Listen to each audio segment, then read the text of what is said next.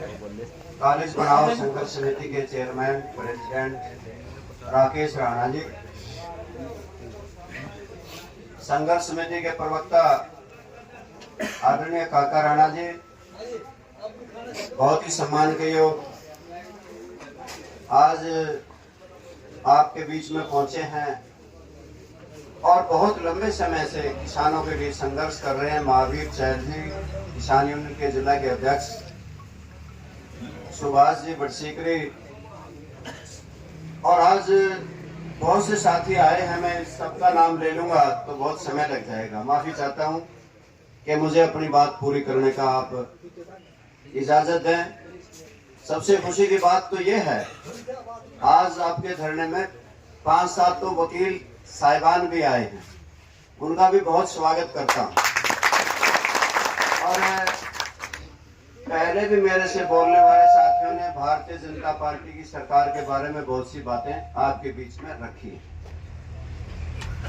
और विशेष तौर से मुझे कहा गया, मैं तो पहले भी इस धरने में आ चुका हूं और बार बार आया और बार बार आऊंगा जब तक ये कॉलेज यहाँ पे नहीं बनेगा जो अपने सामने दीवार है।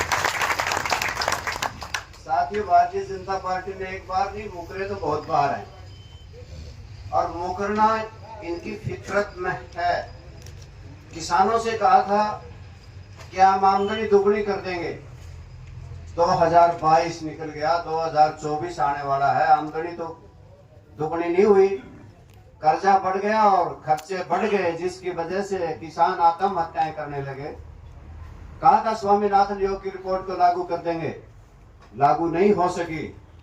कहा था महंगाई कम करेंगे, नहीं हो सकी। कहा था हम बेरोजगारी खत्म करेंगे, 2 करोड़ लोगों को आए वर्ष नौकरी देंगे, 10 वर्ष में 20 करोड़ लोग लगे होने चाहिए थे। परंतु साथियों, जिस प्रकार से लोगों की आंखें बांधी गई और खाद के, बीज के, रसोई गैस के, पेट्रोल के, डीजल के दाम बढ़ते चले गए और खर्चे बढ़े, किसान की आमदन घटी, किसान आत्महत्याएं करने लगा, तो 3 काले कानून लेके आए थे। 3 काले कानूनों में यह था कि तुम्हारी जमीनों के मालिक बड़ी कंपनियां बन जाएंगे, अडानी और अंबानी, एमएसपी नहीं रहेगा, और ये था कि बड़ी कंपनियों को ब्लैक मार्केट करने की, ब्लैक में सामान बेचने की इजाजत होगी। किसानों ने विरोध किया, प्रदर्शन किए, धरने दिए, टोल प्लाजाओं पर बैठ के दिल्ली के चारों तरफ बैठे रहे, 380 दिन तक बैठे, 700 से ज्यादा जाने चली गई। जाके प्रधानमंत्री को होश आया और कहने लगे रात को, मैं किसानों से माफी चाहता हूं, मैं समझा नहीं सका। कानून तो फिर भी कहा बहुत अच्छे थे। किसानों से कहने लगे ये किसान जितने धरना दे रहे हैं सारे के सारे भाड़े के टट्टू हैं, ये आंदोलन जीवी हैं। उन किसानों से तरह तरह की बातें कहने लगे। आज जिस प्रकार से इस धरने को ये कहते हैं कि तो ये 5-7 आदमियों का है, ये अपनी राजनीति राकेश राणा जैसे कर रहे हैं, परंतु इनको इस बात का पता नहीं कि तुमने हरियाणा प्रदेश को किस गर्त में ठोक दिया कि 2 करोड़ 86 लाख का कर्जा हमारे सिर पे चढ़ गया, जहाँ के रक्षक भक्षक बन गए, बाढ़ खेत को खाती है, और जहाँ दरिया के किनारे खुद पानी चूस गए, बिजली खंभे चाट गए, जहाँ हरियाणा प्रदेश में नहरें हैं, रजबाए हैं, पर पानी नहीं है, जहाँ हरियाणा प्रदेश में आज टूटी फूटी सड़कें हैं, जल घर हैं तो जल नहीं, बिजली घर हैं तो बिजली नहीं, बिजली गुल है और बिजली के बिल फूल आते हैं। आज हरियाणा प्रदेश की स्थिति ऐसी कर दी कि परिवार पहचान पत्र बनाए गए, जिसकी आमदनी 1,80,000 से ऊपर लिख दी गई, उसका पीला कार्ड काट दिया गया, उसका राशन काट दिया गया। और इतना ही नहीं, इसके साथ साथ कि लोगों को इसमें उलझाया, किसानों को मेरी फसल मेरा ब्यौरा में उलझाया, किसानों को जिस प्रकार से प्रधानमंत्री के नाम पे एक स्कीम शुरू करी, फसल बीमा योजना, कंपनियों को मालो माल कर दिया, किसान को कंगाल कर दिया। ऐसा किया हरियाणा प्रदेश के साथ कि हरियाणा प्रदेश बेरोजगारी में नंबर 1 का सूबा बन के रह गया। आज हमारे 25 लाख नौजवान बेरोजगार हैं। हरियाणा प्रदेश के नौजवानों का मोह हरियाणा की धरती से मोह भंग हो गया। 1-2 किला बेच करके फटकार करके दूसरे देशों में चाहे अमेरिका में, कनाडा में, ऑस्ट्रेलिया में, इंग्लैंड में जाकर के अपना पेट भरने की सोच रखते हैं। आज हरियाणा प्रदेश में झुंझुना लेकर के आए कि 75% का आरक्षण यहाँ पे लगने वाली फैक्ट्रियों में देंगे, परंतु हाई कोर्ट ने उसको भी रद्द कर दिया। और इसके साथ साथ हमारे नरेगा के भाई भी बैठे होंगे, नरेगा का बजट कम किया जिससे बेरोजगारी और बढ़ी। हरियाणा प्रदेश इन्हीं इस देश के लोगों से कहा था कि 2 करोड़ लोगों को नौकरी देंगे। हमने बड़ी मेहनत करके देश की आजादी के बाद किसानों ने इस देश में जो अन्न समस्या होती थी, मेरा साथी संदीप गा रहा था कि किसानों ने कड़ी मेहनत करके इस देश की अन्न समस्या को हल किया।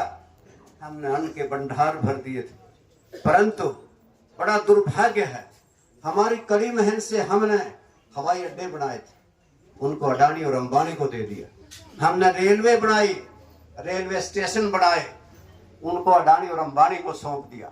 हमने बीमा कंपनी खड़ी करी, हमारी कड़ी मेहनत की वजह से बीमा कंपनी बनी, वो बड़ी कंपनियों को दे दी। हमने जो भी कुछ बनाया इस देश के अंदर उसे ये सरकार नीलाम कर रही है, जिसकी वजह से बेरोजगारी और बढ़ रही है। साथियों, मैं इन मुद्दों पे जाऊंगा तो कहते हैं भारतीय जनता पार्टी के लोग हमने व्यवस्था बदली। कौन सी व्यवस्था बदली? इस प्रदेश को बने हुए 1966 से लेके आज कितने वर्ष हो गए? आज राजधानी हमारी नहीं, अलग से हमारा हाई कोर्ट नहीं। कौन सी व्यवस्था बदली के शत्रुजिंदा लिंक नहर में तुम पानी लेके आए होंगे? दादूपुर नलवी नहर को मिटाया तो होगा, परंतु हांसी बुटाना नहर में पानी नहीं आया होगा। आज ये कहते हैं कि हमने व्यवस्था बदल दी। व्यवस्था तो वो बदलेंगे जिन्हें ग्रास रूट की नॉलेज होगी, हर गांव की तकलीफात का पता होगा। गांव की तकलीफात का पता होता तो लोगों, साथियों, ये स्कूल बंद ना करते और स्कूलों को मर्ज ना करते। छोटे छोटे स्कूलों को मर्ज कर दिया जाता है और शिक्षा का स्तर गिरता चला जा रहा है। आज स्कूल है तो मास्टर नहीं है, अगर आज अस्पताल है तो डॉक्टर नहीं है। आज कैसी स्थिति बनाई कि आपके सामने ले दे करके मेरे साथी कह रहे थे कि मेडिकल कॉलेज बनना, और मेडिकल कॉलेज हमारे जिले में एक ही बनना था, हर जिले में एक बनना है। वो प्योदे गांव में आया था, उसकी जमीन चिन्हित कर ली गई थी, परंतु हमारी इस महिला मंत्री की वजह से, इसकी वजह से वो हमारे से छिन गया। न जाने कहां बने, हम इस बात से कोई लागा देगा भी नहीं था। परंतु हमारा ले दे के राजौंद में एक कॉलेज आज से 4 वर्ष पहले मंजूर हुआ था। जीन जाने वाली इस सड़क पे बीर बांगड़े में 5-7 किलोमीटर दूर पे जाकर वीरान में जंगल में पत्थर रखा है। क्या लड़कियां वहां जाएंगी पढ़ने के लिए? क्या कैसे जाएंगी जो अपने गांव के स्कूल में पढ़ी होंगी? छोड़ करके गांव को ऐसे स्कूल में, कॉलेज में तो जाती देखी हैं जहां पे सारी सुरक्षा हो, परंतु एक महिला मंत्री होने के नाते उन्हें इतना भी पता नहीं कि लड़कियों को कहां पढ़ाया जाना चाहिए, उनकी शिक्षा दीक्षा की व्यवस्था कहां ठीक रहेगी। क्या सीवरेज ट्रीटमेंट प्लांट यहां ठीक रहेगा? सीवरेज ट्रीटमेंट प्लांट अगर यहां बनता है तो 13.5 किलोमीटर की लाइन ले जा करके असल ड्रेन में डालना है, और ये वैसे नहीं जाएगा, लिफ्ट करना पड़ेगा, लिफ्ट करके वहां डाला जाएगा। और सीवरेज ट्रीटमेंट प्लांट को अगर यही लाइन रखी जाए, ये रूट रखा जाए, तो 5 एकड़ जमीन कहीं और ले लें, वहां जाके भी बनाया जा सकता है। परंतु ये शहर में यहाँ पे अड्डा है, यहाँ पे बीडीओ ऑफिस है, म्युनिसिपल कमेटी है, ये इसलिए बनाए जाते हैं कि वो अपने शहर के नजदीक हो, कस्बे के नजदीक हो, गांव के नजदीक हो। हर कोई बाप, हर कोई माँ ये समझती है कि मेरी बेटी पढ़ लिख करके आगे बढ़े, पढ़ करके स्कूल और कॉलेज से वापस घर चली आए। परंतु यहाँ से कितने दिनों से तरसती हैं हमारे साथी जो ITI में जाते हैं, उन्हें बस नहीं मिलती। अगर हमारे मंडोर से लेके किसी लड़की को आना पड़ेगा तो पहले राजौंद आएगी, फिर वो जींद के बोर्ड पे खड़ी होगी, जाकर के उसको कोई बस मिलेगी, तब जाकर के वहां पे पहुंचेगी कॉलेज में, फिर आते वक्त फिर इसी प्रकार से होगा। साथ ही ये कॉलेज जो बनाने की बात है, परंतु राजहट होता है, त्रियाहट भी होता है, परंतु राजहट और त्रियाहट टकरा जाए, दोनों एक हो जाए, तो ऐसी हट को, इस जिद को छुड़वाने के लिए तो लोग ही हैं, जनता ही है, और लोकतंत्र में सबसे बड़ी जनता है। जनता जब चाहेगी तो समझ लेना आसमान से चमकते इस तारे को तोड़ करके फेंक देगी। अन्यथा जनता चाहे तो गांव की गली में से वो किसी भी रोड़े पत्थर को उठा करके आसमान में पहुंचा देगी। साथ ही इन्हें भूलना नहीं चाहिए कि कल तक तो ये लोग कहते थे हम आपसे वोट मांगने आए हैं, और राजौंद वासियों ने तो बहुत वोट वारे थे। कहा गया था कि हम तो आपके सुख दुख के शामिल रहेंगे। हमारा तो यही दुख कर दिया। आपका दिया हुआ दर्द है, हमारा परमात्मा का दिया दर्द तो परमात्मा ही दूर करेगा, परंतु ये आपका दिया हुआ दर्द मेहरबानी करके दूर कर दें तो ये बहुत अच्छी बात होगी। हर संघर्ष, हर लड़ाई एकता से जीती जा सकती है। चाहे किसानों का आंदोलन रहा हो, मजदूरों का आंदोलन रहा हो, चाहे कर्मचारियों के आंदोलन रहे हो, अगर हमारा एक का एक होगा, 36 जात के भाई हम एक होंगे तो समझ लेना कि लड़ाई जीती जाएगी। गांव में बसने वाले 36 जात के हम भाई, चाहे सिख हैं, मुसलमान हैं, चाहे जैन हैं, बौद्ध हैं, चाहे हम किसी भी धर्म से संबंध रखते हैं और किसी जात से, चाहे राजपूत हैं, ब्राह्मण हैं, चाहे गुर्जर हैं, जाट हैं, ईर हैं, रेगर हैं, कटीक हैं, धानक हैं, वाल्मीकि हैं, चमार हैं, खाती हैं, लोहार हैं, सनार हैं, चाहे हम किसी जात से संबंध रखते हैं, हम अगर एक माला के मोती होकर के लड़ेंगे तो निश्चित तौर से ट्रीटमेंट प्लांट यहाँ से कहीं और जाएगा और यहाँ पे कॉलेज बनेगा। परंतु आपको याद दिलाना चाहता हूँ इस बात के लिए कि रावण का और रामचंद्र का युद्ध हो रहा था। रामचंद्र जी महाबली, रामचंद्र जी आप सबको पता मर्यादा पुरुषोत्तम थे और रावण महाबली थे। दोनों का युद्ध हो रहा था। तो रामचंद्र जी जब तीर चला रहे थे तो एक धड़ काटते तो रावण के 10 आती थी, एक बाजू काटते रामचंद्र जी तो रावण के 10 भुजाएं आती थी। रामचंद्र जी बहुत चिंतित थे। विभीषण आए, रामचंद्र जी के कान में कहा, हे राम आप चिंतित हैं, आप रावण को मारना चाहते हैं, परंतु रावण ऐसे मरेगा नहीं, इसके पेट में एक नाभि है, उसमें तीर मारो, ये तब मरेगा। रामचंद्र जी ने ऐसा ही किया, तीर मारा, रावण के पेट में नाभि में लगा, रावण मूर्छित हो गए। रामचंद्र जी हंसे तो रावण ने कहा, हे राम हंसो मत, ये तो मेरा भाई था जिसकी वजह से मैं आज मर रहा हूं, आपकी वजह से नहीं, केवल मेरे भाई ने जाकर के तुझे भेद बता दिया जिसकी वजह से आज मुझे मरना पड़ रहा है। साथियों, ये तुम्हारी जो लड़ाई है एकता से जीती जाएगी।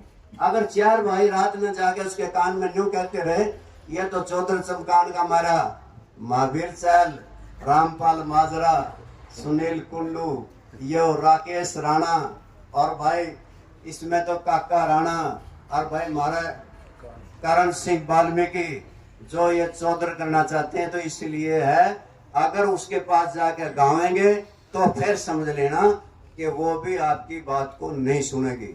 अन्यथा इतिहास इस बात का गवाह है और साक्षी भी है। मेरे साथी रामफल कोटला जी कह गए हैं, मेरी उम्र भी नहीं थी इतनी बड़ी, मैं कॉलेज में से आया था, धरना चल रहा था, बहुत शुरुआती दौर था, तो मुझे कहा गया, स्वर्गीय ठाकुर बिशन सिंह जी होते थे, कि आप कैथल को जिला बनाने के लिए यंगस्टर हैं, आप एक दिन धरना देना। मैंने इस बात का पता नहीं था उन दिन कि ये धरनों के नतीजे होते हैं, क्या बनेगी क्या ना बनेगी। तो हम धरने पे सैकड़ों साथी और भी जा बैठ गए और धरना हुआ। जब हमारी सरकार बनी तो फिर जिला भी बना, यानी कि उस धरने का परिणाम कब जाकर के मिला, वर्षों के बाद फिर पता लगा कि हमने इस जिला बनाने के लिए धरना दिया था। आज भले आप धरना दे रहे हैं, परंतु आने वाली पीढ़ियों के लिए दे रहे हैं। अगर कॉलेज वहां बन जाता है तो हमारी आने वाली पीढ़ी हमें ये कहेंगी, कौन थे हमारे उस वक्त के लोग जिन्होंने इसका विरोध नहीं किया, और इसका विरोध करके ये ठीक जगह पर नहीं बनवाया। ये किसी जाति का नहीं, किसी धर्म और मजहब का नहीं, किसी राजनीतिक दल का नहीं, ये तो सारे समाज की लड़कियों की इज्जत का सवाल है। इसलिए हमने ये फैसला किया है कि ट्रीटमेंट प्लांट हटाओ और कॉलेज बनाओ। केवल मात्र इसमें इधर उधर की बात ना कर, तो ये बता ये काफिला क्यों लूटा, हमें तेरे राह भरों की, तेरी राह जने का सवाल है, तेरे राह भरी का सवाल है। हमें तेरी मतलब नहीं इन बातों से कि तू कुछ भी करती रहे, मुझे कोई लेना देना नहीं, परंतु समय आएगा, हर का आता है, मेरे साथी राकेश राणा जी मुझे कह रहे थे कि ये तो धरना तन्ने चलवा क्या है, तेरी गलती रही। मैं इसके लिए तो आपसे तो माफी चाहता हूँ, परंतु मैं भाई काका राणा का, राकेश राणा का इंतजार कर रहा था कि वो थोड़ा इशारा करते तो शायद मैं कुछ ना कुछ उस वक्त में फैसला ले भी सकता था। गलती इनकी तरफ से भी होगी, मेरी तरफ से भी होगी, दोनों तरफ से माफी देना। इस बात के लिए तो राजनीतिक बातें फिर करेंगे, परंतु याद रखना कि यहाँ पे किलायत विधानसभा क्षेत्र में कोई भी आया, सबने अच्छे काम किए होंगे। गलियां बनी होंगी, नालियां बनी होंगी, स्कूल बने होंगे, स्कूलों के दर्जे बढ़े होंगे, पीने के पानी की हुई होगी, अनेकों समस्याओं का समाधान हुआ होगा। आखिर 4.5 वर्ष में एक भी गांव में कोई भी काम नहीं हुआ। अब इसके लिए कौन जिम्मेवार है? आखिर मैं तो जिम्मेवार हूँ, तो आप मुझे सजा दे दो। अगर कोई और साथी जिम्मेवार है उसको दे दो। अरे तो पैसा पैसा करती है, पैसे पे तो है क्यों चलती है, और तो रब से भी नहीं डरती है। चाहे कोई कुछ भी कहे, इस बात के लिए मेरे पास पुख्ता सबूत हैं।